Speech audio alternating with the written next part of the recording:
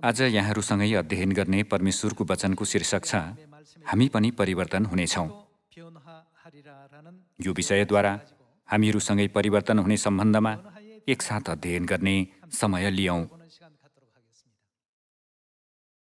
बाइबलको वचनमा हेर्ने हो भने हामीहरू अनन्त घर स्वर्ग राज्य फर्कँदा अहिलेको हाम्रो भौतिक शरीर नभएर आत्मिक शरीर धारण गरी सदा सर्वदा परमेश्वरको साथमा रहनेछौँ भनेर जानकारी दिइएको छ।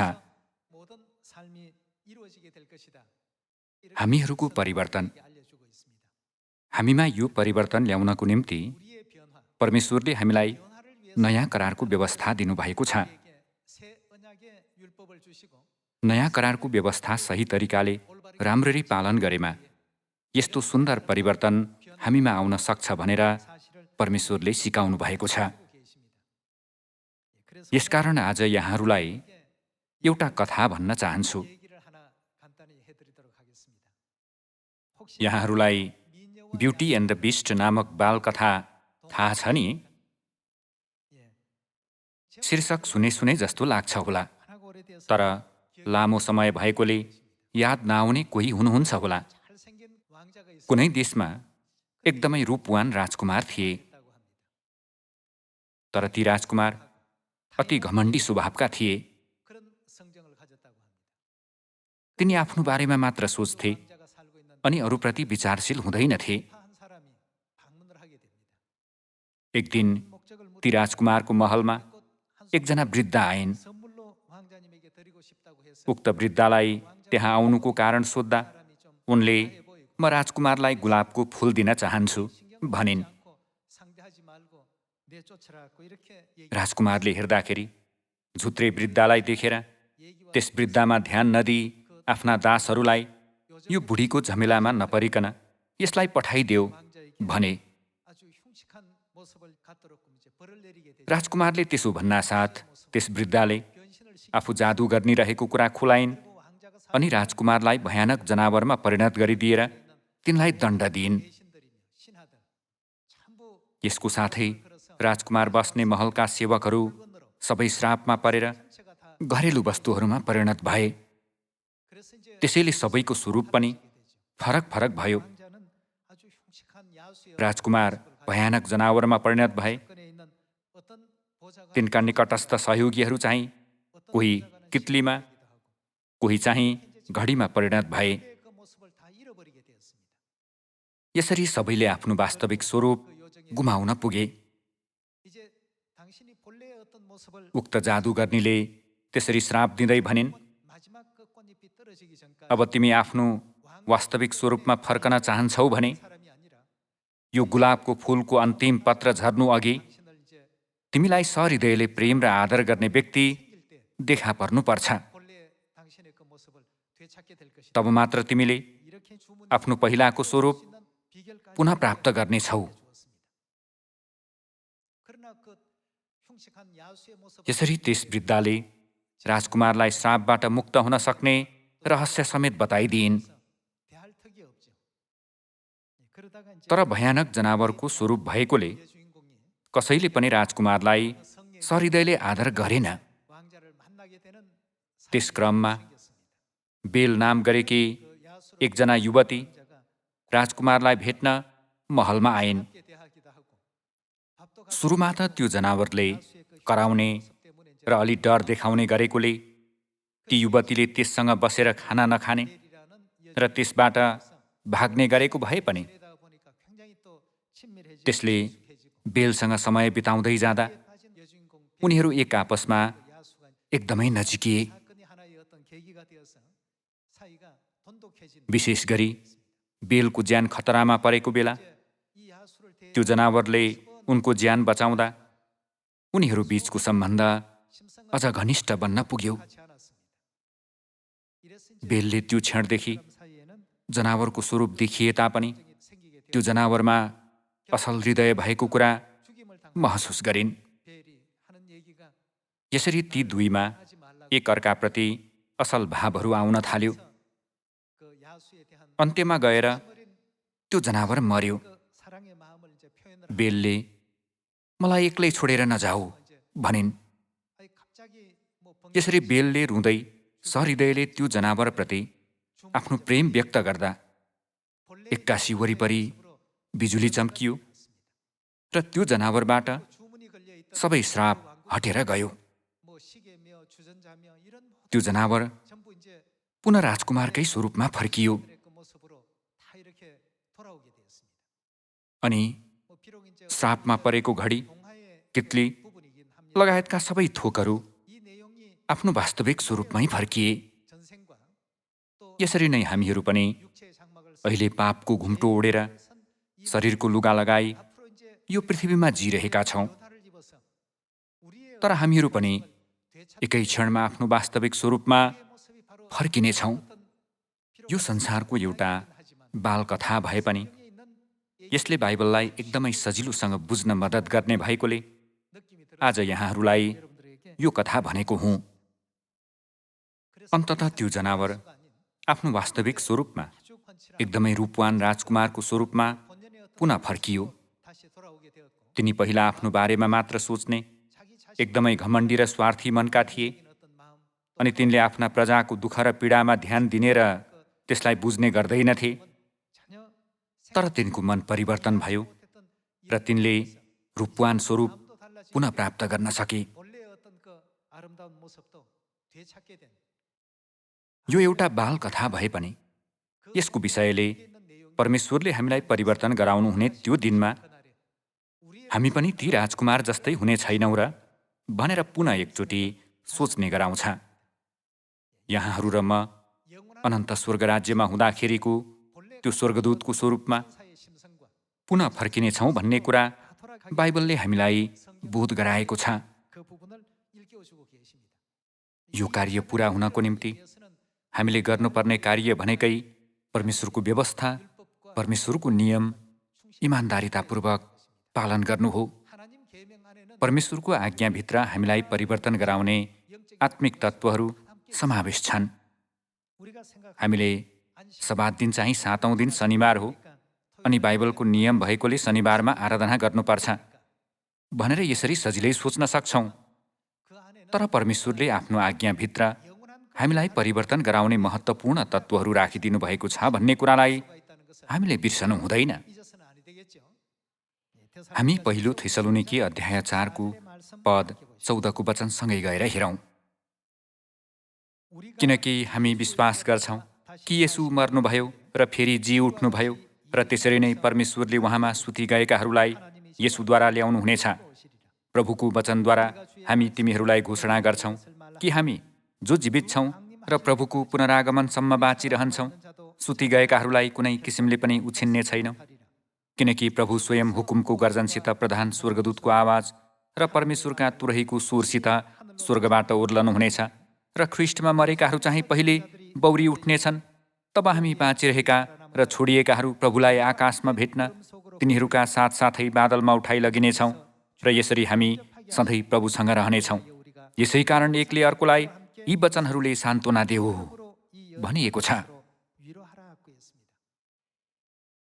प्रभु स्वयं हुकुमको गर्जनसित, प्रधान स्वर्गदूतको आवाज र परमेश्वरका तुरहीको स्वरसित आउनुहुने त्यो महिमित दिनमा हामीले आकाशमा परमेश्वरलाई भेट्ने त्यस्तो महिमा प्राप्त गर्नेछौँ भनेर बाइबलमा अगमबाडी गरिएको छ। यस विषयमा हामी पहिलो कुरिन्थी अध्याय 15 पद 50 वचनमा हेरौँ। अब भाइ हो, म तिमीहरूलाई यो भन्दछु, मासु र रगत स्वर्गका राज्यको हकदार हुन सक्दैन, न त विनाश अविनाशको हकदार हुन सक्छ। हेर, म तिमीहरूलाई एउटा रहस्य भन्दछु, हामी सबै सुत्दैनौँ, तर हामी सबैको के हुनेछ भनिएको छ त? परिवर्तन हुनेछ। तुरहीको आखिरी आवाजमा एकै क्षणमा के हुनेछ? हाम्रो परिवर्तन हुनेछ भनिएको छ। एकै क्षणमा, आँखाको एक निमेषमा, तुरहीको आखिरी आवाजमा, किनभने तुरही बज्नेछ र मृतकहरू अविनाशी भएर जीवित हुनेछन् अनि हाम्रो चाहिँ परिवर्तन हुनेछ। कस्तो परिवर्तन हुनेछ भन्ने विषयमा हामी पद 53 लगातार हेरौँ। किनकि यस विनाशी स्वभावले अविनाशी र यस मरणशील शरीरले अमरत्व धारण गर्नुपर्छ। जब विनाशीले अविनाशी र मरणशीलले अमरत्व धारण गर्छ, तब लेखिएको त्यो वचन पूरा हुनेछ। मृत्यु विजयमा निलिएको छ। ए मृत्यु, तेरो विजय कहाँ? ए मृत्यु, तेरो खिल कहाँ? मृत्युको खिल पाप हो र पापको शक्ति व्यवस्था हो। तर परमेश्वरलाई धन्यवाद होस् जसले हामीलाई हाम्रा प्रभु येशू ख्रीष्टद्वारा विजय दिनुहुन्छ। यसकारण मेरा प्रिय भाइ हो, स्थिर र अटल रहो, प्रभुको काममा सधैँ बढ्दै जाओ, किनकि तिमीहरू जान्दछौ कि प्रभुमा तिमीहरूको परिश्रम व्यर्थ हुँदैन भनिएको छ। परमेश्वरभित्र हामीले गरेको सबै परिश्रम कदापि व्यर्थ हुँदैन भनिएको छ। तुरहीको आखिरी आवाजमा के हुनेछ त? एकै क्षणमा, आँखाको एक निमेषमा हाम्रो परिवर्तन हुनेछ भनिएको छ। यो मरणशील शरीरले अमरत्व धारण गर्नेछ र त्यो अविनाशी शरीरमा परिवर्तन हुनेछ। यसरी हामीले वास्तविक स्वरूप पुनः प्राप्त गर्नेछौँ।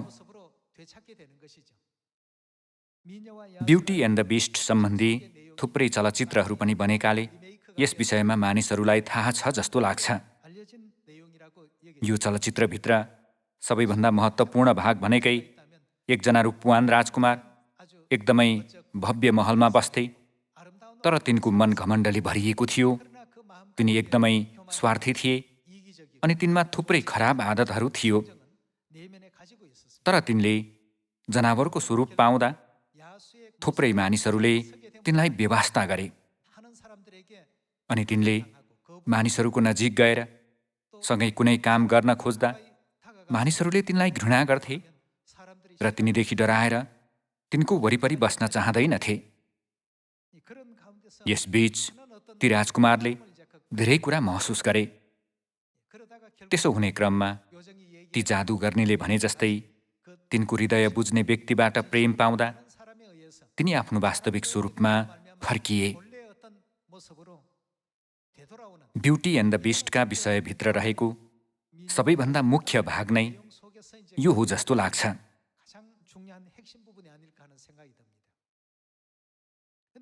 वास्तवमा हामीहरू पनि महिमित स्वर्ग राज्यमा राजकुमार र राजकुमारीको रूपमा थियौँ भनेर बाइबलमा जानकारी दिइएको छ नि, होइन र? तर हाम्रो पापको कारणले आज यस्तो शरीर धारण गरेर यो पृथ्वीमा जिउनु बाहेक अर्को कुनै उपाय नभएको हो।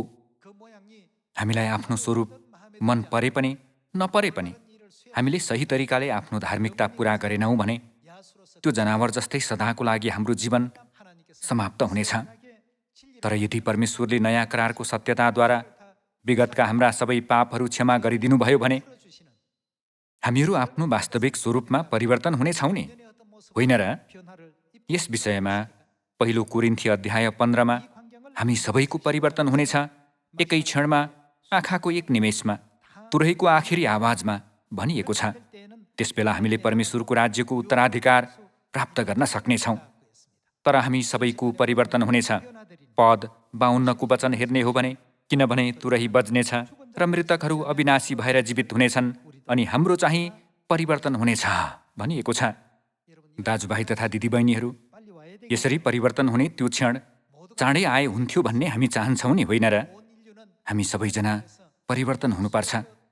कथाको विषयवस्तुसँग तुलना गर्ने हो भने अहिले हामी सबै मानव जातिले जनावरको नकाब लगाइरहेका छौँ भन्न सकिन्छ।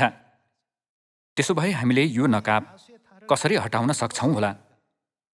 त्यसको निम्ति हामीले नयाँ स्वभाव धारण गर्न आवश्यक छ। परमेश्वरले हामीलाई पुरानो स्वभाव फालेर नयाँ स्वभावमा परिवर्तन हुनतर्फ बोध गराउनु भएको दृश्य हेरौँ। कलसी अध्याय 3को पद 5को वचन हेर्ने हो भने, यसकारण तिमीहरूमा जो सांसारिक स्वभावका कुराहरू छन् तिनलाई मार। व्यभिचार, अशुद्धता, कामुकता, खराब इच्छा र लोभ, जो मूर्ति पूजा हो, यिनै कुराहरूका खातिर परमेश्वरको क्रोध आज्ञा नमान्नेहरूमाथि आउँदछ। तिमीहरू पनि यी कुरामा रहँदा अघि एक समय यस्तै कुरामा चल्दथ्यौ। तर अब तिमीहरूले यी सबै कुरा त्याग, रिस, क्रोध, डाह, निन्दा, आफ्नो मुखबाट निस्कने फोहोर बोली एउटाले अर्कोलाई नढाँट, किनकि पुरानो स्वभाव त्यसका चलन समेत तिमीहरूले त्यागेका छौ र के भनिएको छ त? र नयाँ स्वभाव धारण गरेका छौ, जो आफ्नो सृष्टिकर्ताको रूप अनुसार ज्ञानमा नयाँ भइरहेको छ भनिएको छ। यहाँ यसकारण तिमीहरूमा जो सांसारिक स्वभावका कुराहरू छन् तिनलाई मार भनिएको छ। सांसारिक अभिलाषाबाट उत्पन्न हुने गलत मानसिकता र सांसारिक आत्मा जस्ता सबै कुराहरू त्याग भन्नुभएको छ। पुरानो स्वभाव त्यसका चलन समेत त्यागेर नयाँ स्वभाव धारण गर भनी सिकाउनु भएको छ। हामीहरू जनावरको नकाबलाई फालेर आफ्नो वास्तविक स्वरूपमा परिवर्तन हुनुपर्छ भन्ने अर्थ हो नि, होइन र? त्यसो गर्न सक्ने हामी सबैजना हुन सकौँ। एफिसी अध्याय 4 को वचनमा पनि एकपटक हेरौँ, पद 19 मा। तिनीहरू कठोर भएका छन् र हर किसिमका अशुद्ध काम गर्न लालचमा परेर तिनीहरू छाडा भएका छन्। तर ख्रीष्टलाई त तिमीहरूले यसरी जानेका छैनौ। यसुमा भएको सत्यता अनुसार उहाँको विषयमा तिमीहरूले सुनेका र सिकाइएका छौ भने म ठान्छु, छली लालसाहरूद्वारा भ्रष्ट भएका तिमीहरूको अगाडिको जीवनको ढाँचासँग सम्बन्धित तिमीहरूको पुरानो स्वभाव कसो गर त? त्याग र आफ्नो भित्री वर्तावमा नयाँ हो र परमेश्वरको स्वरूपमा साँचो धार्मिकता र पवित्रतामा सृष्टि भएको के गर? नयाँ स्वभावलाई धारण गर भनिएको छ। बाइबलमा सांसारिक अभिलाषाद्वारा भ्रष्ट भएको आफ्नो पुरानो स्वभावलाई त्यागेर पवित्र परमेश्वरले हामीलाई अनुरोध गर्नुभई प्रदान गर्नुभएको स्वर्गीय व्यवस्था सही तरिकाले पालन गर्दै आफ्नो वास्तविक स्वर्गदूतको स्वरूपमा फर्क भन्ने शिक्षा दिइएको छ। यस्तो कार्य गर्नको निम्ति परमेश्वरले हामीलाई दिनुभएको व्यवस्था नै के हो त? नयाँ करारको व्यवस्था हो। हामी यो दृश्य यूहन्ना अध्याय 6 मा गएर एकपटक हेरौँ। नयाँ करारको व्यवस्थालाई राम्ररी पालन गर्दै पछ्यायौँ भने हामीमा सुन्दर परिवर्तन आउनेछ। यूहन्ना अध्याय 6 को पद 53 मा येशूले तिनीहरूलाई भन्नुभयो, साँच्चै म तिमीहरूलाई भन्दछु, तिमीहरूले मानिसको पुत्रको देह खाएनौ र उसको रगत पिएनौ भने तिमीहरूमा जीवन हुँदैन भनेर यसरी जानकारी दिनुभएको छ। हुन त मानिसहरू चलहल गरिरहेको, कुनै क्रियाकलाप गरिरहेको जस्तो देखिन्छ, तापनि उनीहरूमा परमेश्वरले भन्नुभएको अनन्त जीवन भने हुँदैन।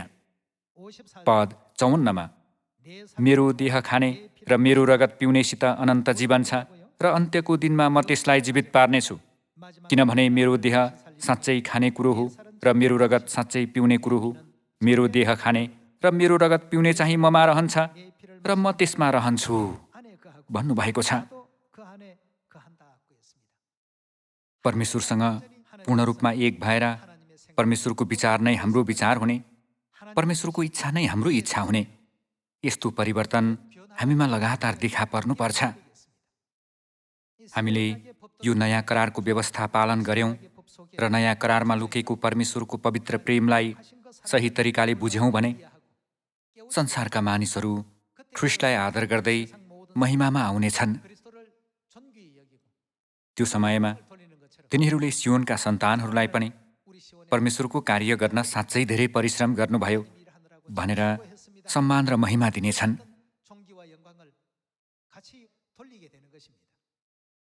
ब्युटी एन्ड द बिस्ट नामक कथामा हेर्ने हो भने सत्यतासँग मेल खाने त्यस्ता पक्षहरू थुप्रै छन्।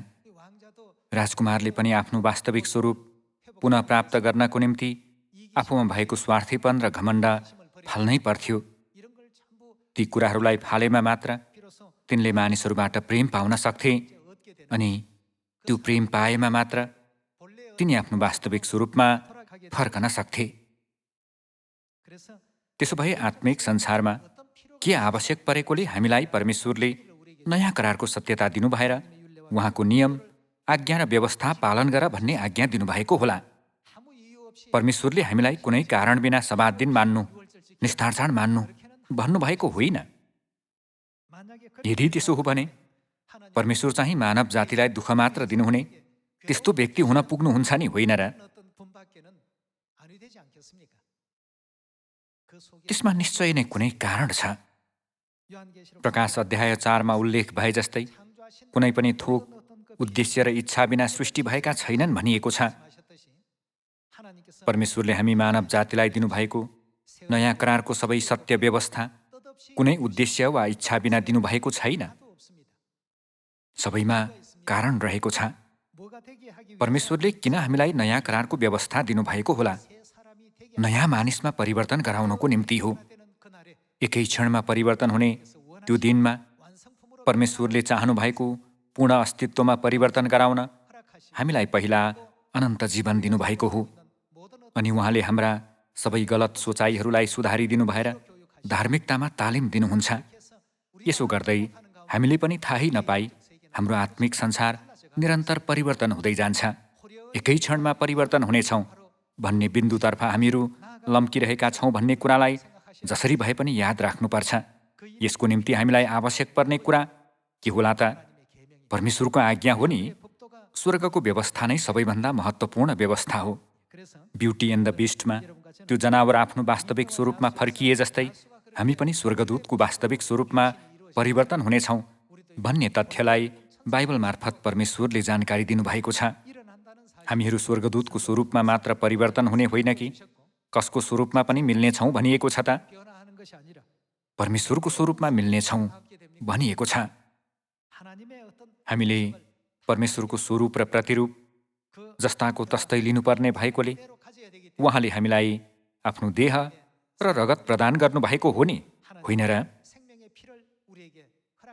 हामीहरूले परमेश्वरको देह र रगत प्राप्त गरेकाले परमेश्वरले गर्नुहुने सम्पूर्ण कार्यमा हामी पनि खुसी हुनुपर्छ अनि सुसमाचारको मार्गमा परमेश्वरसँगै हिँड्न सक्नुपर्छ भनी विश्वास गर्दछु।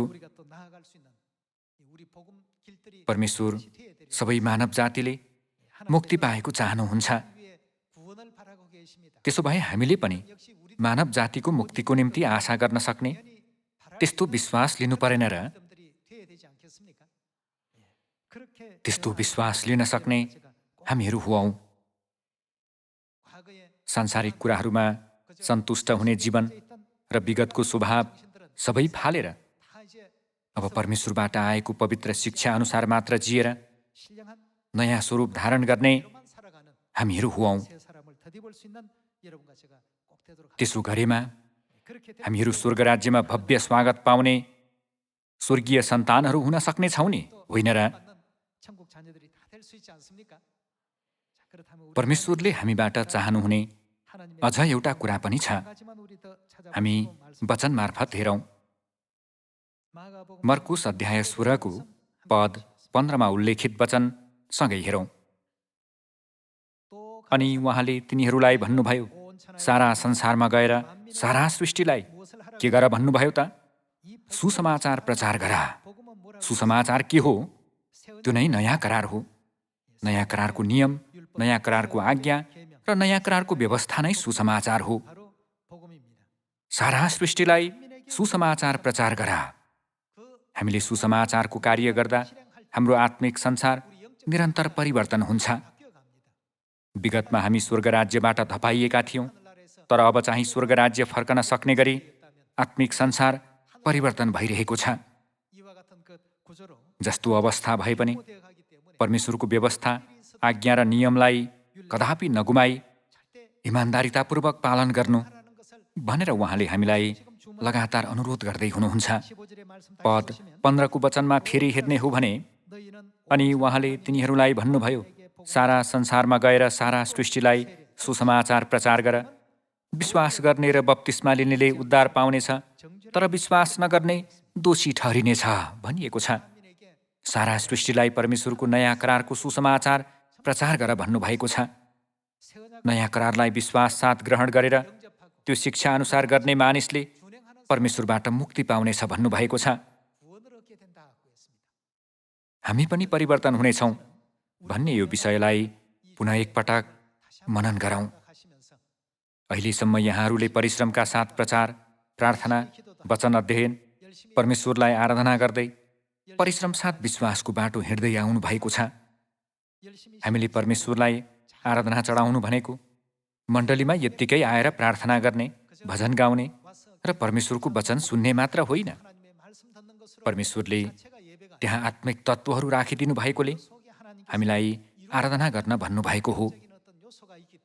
हामीले त्यसो गरेमा मात्र अदृश्य संसारमा आत्मिक कार्यहरू हुन सक्नेछ। यो पृथ्वीमा हामीले यत्तिकै भजन स्तुति गर्ने, प्रार्थना गर्ने र वचन सुन्ने मात्र गरिरहेको जस्तो लागे पनि आत्मिक संसारमा भने त्यस्तो हुँदैन। त्यहाँ अहिले थुप्रै परिवर्तनहरू भइरहेको छ। परमेश्वरले हामी सबैलाई परिवर्तन हुनको लागि चाहिने शर्तहरू पूरा गर्न मद्दत गर्दै हुनुहुन्छ।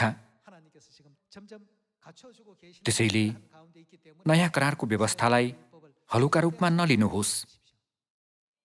हामीले यसलाई कदापि सामान्य सोच्नु हुँदैन। परमेश्वरले कुनै इच्छा बिना वा कुनै अर्थहीन काममा हामीलाई दुःख दिनको निम्ति सब्बात दिन, तेस्रो दिनको आराधना पालन गर, प्रचार गर, प्रार्थना गर, वचन अध्ययन गर, सारा सृष्टिलाई गएर प्रचार गर भन्नुहुन्न। सबै कुरामा परमेश्वरले पूरा गर्न चाहनुभएको कुनै कारण रहेको हुन्छ। त्यसमा स्वर्गराज्यको अनन्त राजकीय पुजारीगिरीको महिमा हामी सियोनका सन्तानहरूलाई सदाको निम्ति प्रदान गर्ने परमेश्वरको इच्छा छ नि, होइन र? हामीहरू दुष्टहरूको पुनरुत्थानमा होइन कि धर्मीहरूको पुनरुत्थानमा सहभागी भएर परमेश्वरलाई ठुलो महिमा चढाउने सियोनका सन्तहरू हौँ भन्दै आजको प्रवचन समाप्त गर्दछु। धन्यवाद।